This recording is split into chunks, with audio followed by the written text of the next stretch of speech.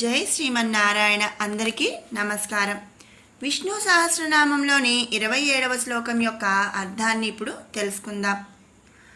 అసంఖ్యేయో ప్రమేయాత్మా విశిష్ట శిష్ట కృచ్యుచి సిద్ధార్థ సిద్ధ సంకల్ప సిద్ధిద సిద్ధి సాధన. అసంఖ్యేయః అసంఖ్యేయః పరమాత్ముడు నిరాకారుడు, నివృత్తాత్మ. ఈ జగత్తులో ఉన్న సకల ప్రాణకోటి అందు కూడా కలిగి ఉన్నవాడు పరమాత్ముడు. నిరాకారుడైన పరమాత్మను ఉపాసించటానికి మనం రూపాలను సరస్వతి, పార్వతి, బ్రహ్మ, శివుడు, కాళిక వంటి రూపములతో, పేర్లతో మనం సృష్టించుకున్నాము.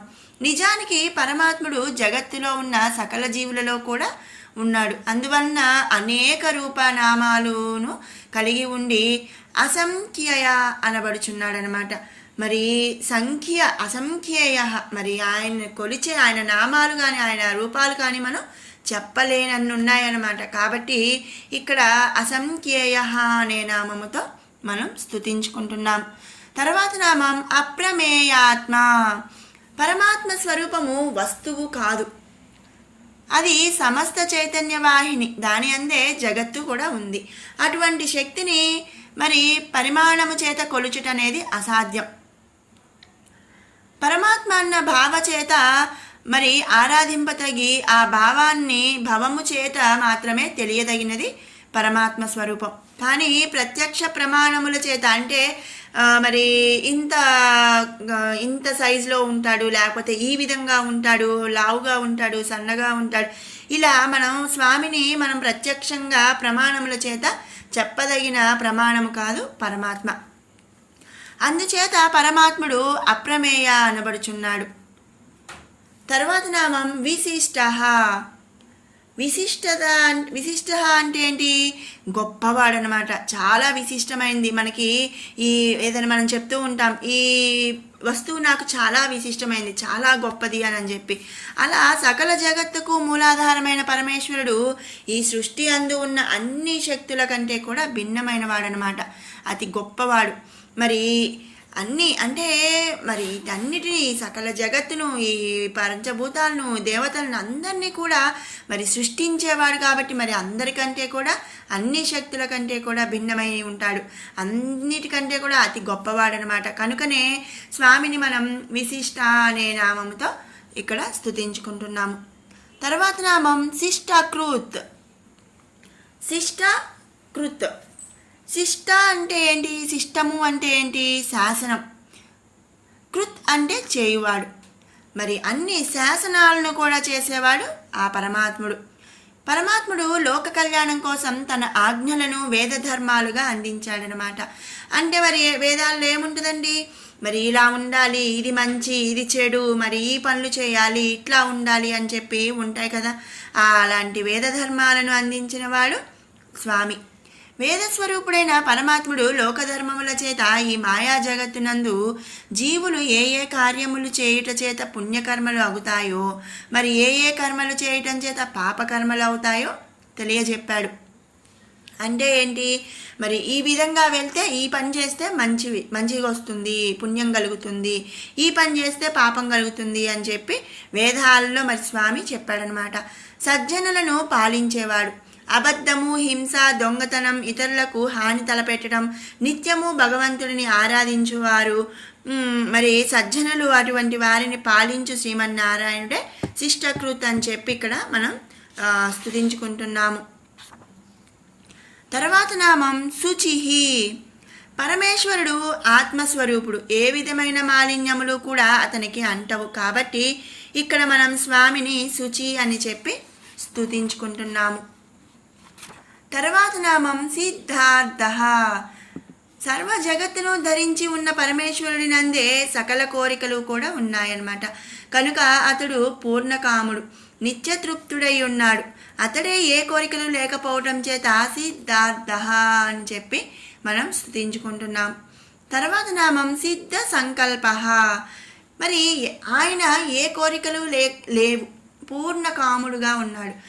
అలాగే మరి తనను నమ్మిన భక్తులకు మరి పరమాత్మ తన సంకల్పములన్నీ సిద్ధించినవాడు. సర్వశక్తిమంతుడైన పరమాత్మ తన సంకల్పములన్నీ కూడా సిద్ధించినవాడనమాట. ఈ జగత్తులో ఆయన శక్తికి ఎదురు లేకపోవట చేత నిత్యుడు సత్యుడు అని చెప్పి మనం ఇంతకుముందు కూడా చాలాసార్లు చెప్పుకున్నాం. అలాంటి మరి పరమాత్మ సంశయములకు తావులేనటువంటి కార్యములను సిద్ధింపచేసినవాడు కాబట్టి ఆ స్వామిని సిద్ధి సంకల్ప అనే నామముతో మనం స్తుతించుకుంటున్నాము. తర్వాత నామం సిద్ధిదహ, భక్తుల కోరికలను సిద్ధింపచేసేవాడు. మరి మనం ఏ కోరికలు కోరినా ఈ మంచి కర్మలు మన మంచి కోరికలు అయితే కనుక వాటిని సిద్ధింపచేసేవాడు ఎవరండి? శ్రీమన్నారాయణుడు. కర్మబద్ధులైన జీవులకు వారి వారి కర్మానుసారము ఫలములను సిద్ధింపచేసేవాడు కాబట్టి ఆ స్వామిని మనం సిద్ధిదహ అనే నామముతో స్తుతించుకుంటున్నాం. తర్వాత నామం సిద్ధి సాధన. మరి సకల సిద్ధులకు పరమాత్ముడే సాధము అయిన ఉన్నాడు. అతడిని మనసా వాచా కర్మణ మరి త్రికరణ శుద్ధిగా ఆరాధించు వారికి సకల శుభములను కూడా సిద్ధింపచేస్తాడు. మరి ఇక్కడ చూడండి, సిద్ధార్థ, సిద్ధి సంకల్ప, సిద్ధిద, సిద్ధి సాధన. ఆయన మరి అన్ని కోరికలను జయించాడు, పూర్ణకాముడయ్యాడు. మరి ఆ పూర్ణకాముడు సిద్ధ సంకల్ప, ఆయన సంకల్పములన్నీ కూడా సిద్ధించినవాడు. తర్వాత సిద్ధిద, ఆయన మరి ఆయన సంకల్పాలన్నీ సిద్ధించాయి, ఆయన మరి పూర్ణకాముడయ్యాడు. తర్వాత ఏం చేశాడు? తన భక్తులందరికీ కూడా మరి వారి వారి కర్మానుసారము మరి వారి కోరికలను మరి సిద్ధింపచేశాడు స్వామి. ఆ తర్వాత మరి సిద్ధి సాధన, ఆ కోరికలు ఆయన వాళ్ళ కర్మానుసారము ఫలములను సిద్ధింపచేయటానికి కూడా ఆయనే సాధనమయ్యాడు. మరి మనసా వాచా కర్మణ త్రికరణ శుద్ధిగా ఆరాధించి సకల శుభములను సిద్ధింపజేస్తాడనమాట వారికి. మరి ఇక్కడ ఎట్లా అంటే ఆయన చేశాడు, ఆయన అది పూర్ణకాముడయ్యాడు. ఆయన మరి సాధించింది, ఆయనకి కలిగినది మరి తన నమ్మిన భక్తులకు కూడా జరిగేలాగా మరి వారికి మోక్షాన్ని కలిగేలాగా ఇక్కడ మరి స్వామి చేస్తున్నాడనమాట. కాబట్టి ఈ నామంలో మనం ఇక్కడ సిద్ధి సాధన అనే స్వామిని స్తుతించుకుంటున్నాము. ఇది 27వ శ్లోకము, దాని యొక్క అర్థం. ఇప్పుడు 21 నుంచి 30వ శ్లోకం కూడా ఒక్కసారి పారాయణ చేసుకుందాం.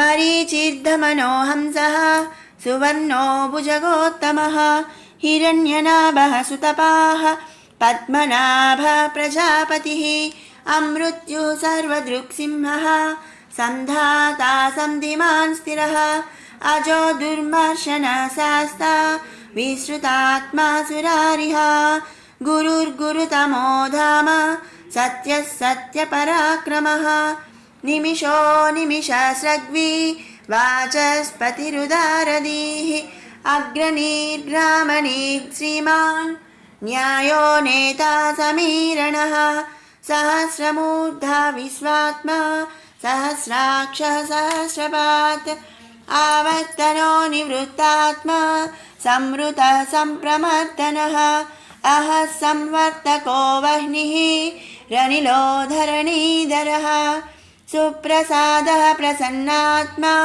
విశ్వసృగ్విశ్వభుక్ విభుః సత్కర్తా సత్కృతః సాధుర్ జహ్నుర్నారాయణో నరః అసంఖ్యేయో ప్రమేయాత్మా విశిష్టశిష్టకృచ్యుచిః సిద్ధార్థः సిద్ధసంకల్పः సిద్ధిదः సిద్ధిసాధనः వృషా హి వృషభో విష్ణుర్వృషపర్వా వృషోదరः వర్ధనో వర్ధమానశ్చ వివిక్తः శృతిసాగరः సుభుజో దుర్ధరో వాగ్మీ మహేంద్రో వసుదో వసుః నైకరూపో బృహద్రూపः సిపివిష్టः ప్రకాశనः ఓజస్తేజోద్యుతిధరः